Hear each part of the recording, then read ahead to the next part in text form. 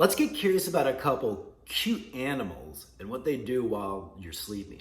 First, we have a bush baby. Now, we all know animals have babies and they're baby animals, but did you ever know there's an animal called a baby? The bush baby. If you haven't seen one, go look it up. They fascinating animals, and I hope you discover more about the bush baby, not just what happens while you're sleeping.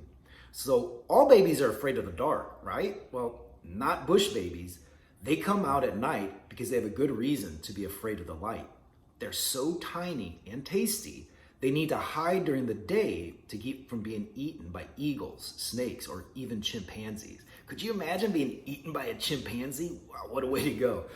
They spend the daytime sleeping inside tree hollows and use the night's darkness as protection when they come out to eat. So fascinating. While a lot of times when we're younger, we're afraid of the dark because, what could eat me while I'm out there? But for these little bush babies, they feel safe in the dark because during the light time, that's when everything could come out and eat them. So it's really the complete opposite of how we experience nighttime. We look at it as terror sometimes, but for the bush baby, it's like, oh wow, it's safety. So they only come out at night.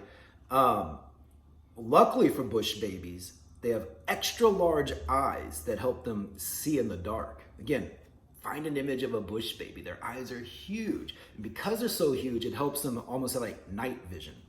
So how do these babies get their name if they're not afraid of the dark? Their cries sound a lot like a human baby. So it'd be great if you could even find an audio clip, because the people who first discovered the bush babies, you'd hear the sounds of them screaming and crying, and it sounded just like a human baby, right? So that must be super freaky to be walking around in the middle of the night and to hear these cries of something so tiny. In fact, they're very tiny creatures, right? But you could hear them crying like a baby. Now, the other animal is a lot more terrifying in its name than a bush baby. And you've probably heard of it before, but I promise you don't know all of the really gross details of the vampire bat. I can't even say it. So the vampire bat, as you can imagine, has a pretty extensive nighttime activity, right? So all vampires might prefer the nighttime to the daytime, but not all vampires suck. True to its name, the vampire bat comes out only at night, and it does live completely off the blood of others. So check that box, right? Weighing between half and 1.7 ounces, which is about 15 and 50 grams. So it's a pretty tiny animal, right? It drinks about half of its weight in blood every night. Now imagine that. Think of drinking anything that's half of your weight every single night.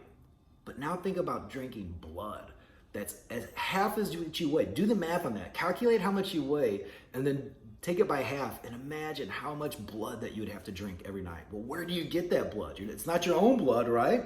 Well, it's interesting. It's not just where these vampire bats get their blood, but it's how. Because you see, these furry vampires never suck blood. So they're like vampires. They come out at night, right? They live off the blood of others, but they don't suck blood. Instead, they cut their prey with their teeth and then carefully lick the blood up with their tiny tongues. Gross. So instead of sucking the blood, they just make a cut and wait for the blood to flow, and then they kind of lick it up with their real tiny bat tongues. Disgusting.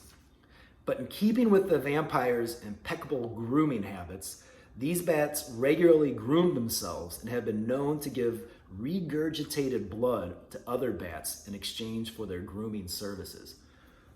Pretty gross. So not only are these bats down for grooming, they also have their own economy.